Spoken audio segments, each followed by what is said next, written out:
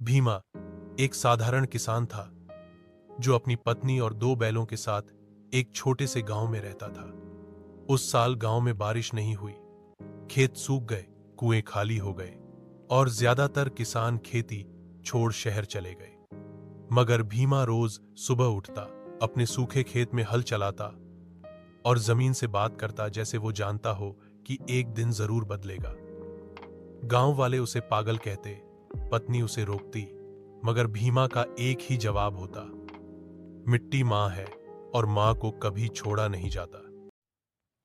फिर एक दोपहर जब सूरज बिल्कुल सिर पर था, आसमान में अचानक बादल छा गए। पहले एक बूंद, फिर दूसरी और फिर तेज बारिश होने लगी। मगर चमत्कार यह था कि बारिश सिर्फ भीमा के खेत में हो रही थी। गांव के लोग दौड़े आए, उनकी आंखें आश्चर्य से भरी थीं। और भीमा, वो अपने खेत के बीच खड़ा था, आंखें बंद, मुस्कुराता हुआ जैसे मां ने अपने बेटे को गले लगा लिया हो। कुछ ही दिनों में उसका खेत लहराती हरी फसल से भर गया और गांव वालों को यकीन नहीं हो रहा था कि जो जमीन उन्हें बंजर लगी थी, उसने भीमा को इनाम दे दिया। अब वही लोग जो कभी उसका मजाक उड़ाते थे, भीमा से खेती के तरीके सीखने आने लगे।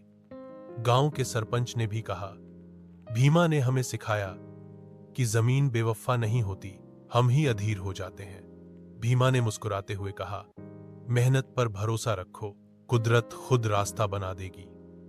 उस साल सबसे ज्यादा फसल भीमा के खेत से निकली, लेकिन उसकी सबसे बड़ी जीत ये थी कि उसने पूरे गांव को फिर से उम्मीद देना सिखाया।